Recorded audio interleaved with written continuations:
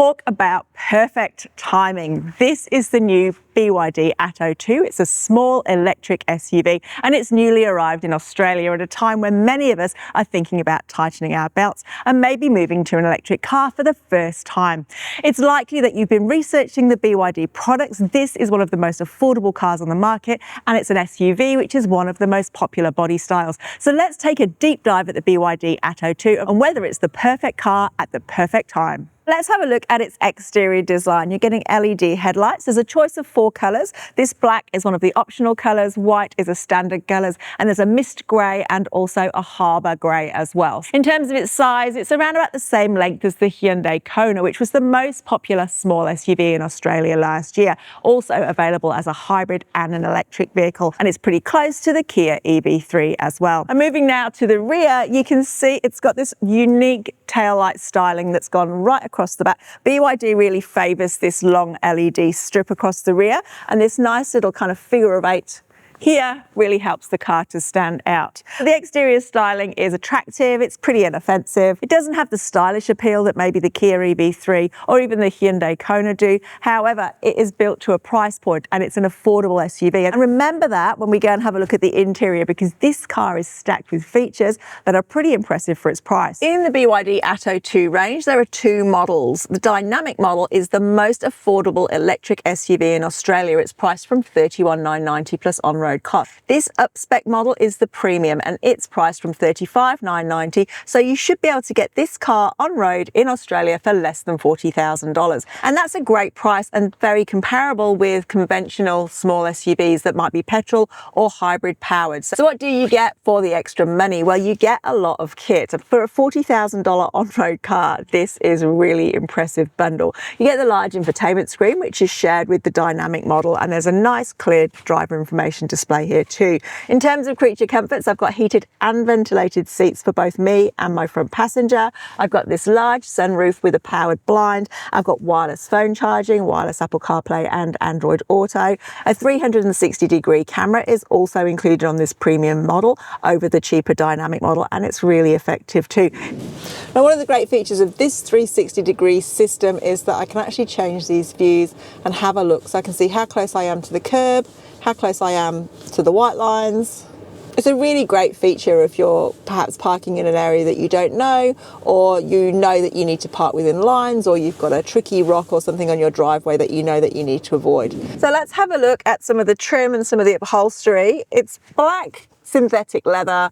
It's got a really nice touch to it. We've got this really attractive lime stitching that sits on the steering wheel and also on these nice sport seats. And then for a little bit of extra detail, we've got this blue illumination that sits in both of the door handles as well. The only thing that makes it feel a little bit cheap is some of the switch gear. So the indicator stalks feel a little bit on the cheap side, but in terms of the trim and things like that, it's all finished really nicely. Now, from a storage point of view, because the shifter is over here on the stalk, we've got this space here for wireless charging. Only one phone can charge at any one time, but there is storage for a second. Another really clever detail that I just wanted to show you, and something that a lot of car companies overlook, is the wireless charging bay. So I've got my phone charging here. Cleverly, the vents that cool the cabin also serve to cool the phone, and there's also a vent underneath the charger here. And one thing that you can find with wireless charging in a vehicle is that it can have a tendency to overheat the phone. We've got 2 cup holders here that are really easy to use, nice deep sides there. We've got a really nice size center console. So this is about the size where you'd grab a 2-litre milk bottle, pop it in there. This won't close, but at least you've got somewhere where it can stand up. And I'm not sure about you, but I use that all of the time. We've got an area down here which we can use for stashing a small handbag or a wallet. So everything kind of goes really neatly in here. I've got large door pockets here, so I've got plenty of room here for stashing gear, and a pretty decent sized glove box. Considering this is a small car, there's actually acres of room in here. There's lots of options here that you can set to personalize the vehicle. There's even a couple of different tones for the indicator, so we'll go through that in a minute. We can also personalize the screens. You can pick this little wand here and you can choose some themes. So we'll go this one, space age, and imagine we're all traveling to the moon. or Saturn, or whichever one that is. It actually has a really decent sound system in this car. It's also got a sound equalizer. It lets you set where the speakers appear within the car. And again, those are some of the features that typically you'll get on a higher end stereo system. BYD also has a pretty clever voice assistant. Watch this. Hey BYD. Hello. I'm cold. Okay, I've raised the temperature by 1 degree. How good is that? It means I don't have to take my hands off the steering wheel or my eyes off the road. I can just get the car to change the temperature for me. In addition, if I do want to use the controls myself, then it's just simply a case of selecting, say, the heated and ventilated function for the seats. This one here is the ventilated function. This is the heating. There's a couple of settings for each, and even my passenger gets a little bit of comfort too. So something which you don't always find on vehicles at this price point. We've also got a selection of hard buttons here, which is where you call up your most critical functions. So you've got your hazards located here. You've also got the max AC function is here when you want to clear the windscreen quickly, and that's come on really quickly. You've got the volume here for the radio. We've got the button here to change the regenerative braking effect as well. So you've got a standard and a high. You've got a toggle here as well that helps you select a drive mode. You've got eco, standard, sport, and also snowfield for when you find an area where you've probably got a little bit less traction than you would like. So in terms of those different options for the indicators, we've got a standard one. So I've turned it up so you can hear it. Sounds normal, right? There's also this one, which I'm not a huge fan of, so I turned it off. Ready? It sounds like I'm doing something wrong. So that's a hard pass. There's a couple of options too when it comes to the driver information display, so you can configure that as well. So we've got this one here, which is just showing you the speedo in numbers, or you can have more of a conventional dial setup as well. And again, that's just one of those nice little personalization touches that you don't always get at a more affordable price. One of the functions of connected car technologies is the ability for a car to take on an over-the-air update. That's when a manufacturer sends out a software update that the car can actually download and install itself. Now, this vehicle here is telling me that it's ready to do an over-the-air update, and there's actually quite an extensive list of new features that it wants to add, as well as improvements to existing features. And that can be software updates for systems that manage heating and ventilation. And one area where it can come into play is making improvements to critical safety systems like advanced driver assistance systems. And that means when manufacturers receive ongoing feedback from customers about the performance of those systems, they can actually generate an improvement and send that out to vehicles over the air, and the car can simply do the update and change those systems. And I think that's a really important aspect of these over-the-air updates, is continual improvement of vehicles. So in this case, it's telling me really important things like the acoustic alert, which is the noise that the car makes when the car is going slowly so pedestrians can hear it. That's now on by default, and that's really important because that's a feature which is now mandatory on any new cars coming into Australia. This is kind of where you kind of go, oh, this is where a lot of my money is. It's sitting on all these features, technology, creature comforts. I'm feeling pretty good about myself. I feel like I've got a bargain. But let's have a look at the back. What's on offer for second row passengers? So as I mentioned when we were looking at the outside of this car, it has got a nice high roof line, and that translates to loads of space for rear seat passengers. And the fact that we've got this panoramic sunroof as well, which goes all the way pretty much to the back of the car, gives this a nice light and airy feel. I've got loads of legroom here. That seat is in my standard driving position. And then there's some really nice details too. There's actually plenty of pockets. There's actually 3 big pockets in each of the back doors. There's a couple of different charging ports here as well. So we've got the USB-A as well as USB-C. There's just a single vent here.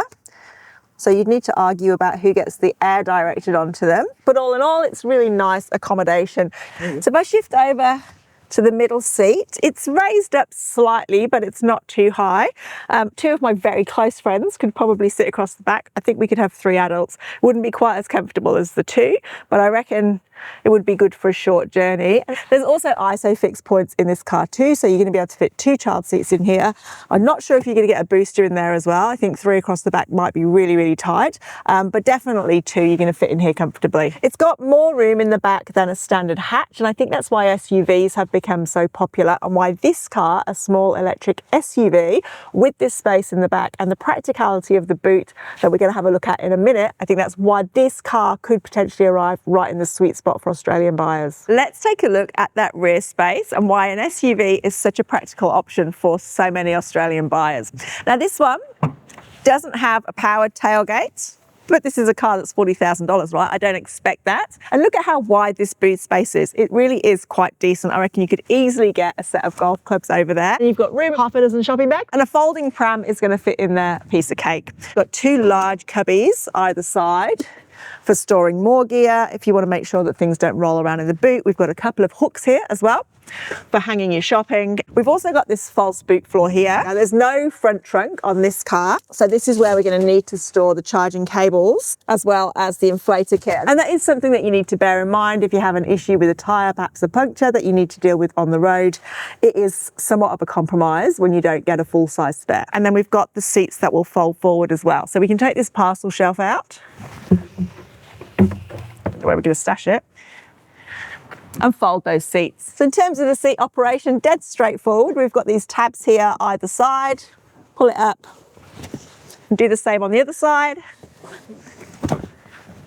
So there you go. It's almost flat, not too bad, but we have got plenty of room here behind these front seats for stashing gear. So you've got 1,320 litres with these seats folded forward if we need to do that IKEA run. Overall, it's feeling like a nice practical space for a small SUV. Other tech inclusions that you don't usually get with a 40 grand budget is keyless entry. So I can just press this button here and open the car up without needing to access my keys in my pocket. And if I want to be super modern, I can put a digital key on my phone and I can tap it here and open the car that way. And it comes with vehicle to load technology, so you can use appliances on the go. Simply plug this in to the socket, pop it in the back, plug the laptop in, and you're ready to go. You may be wondering how an EV manufacturer like BYD can put so many technology features and creature comforts on its cars and then bring them to Australia at such an affordable price point.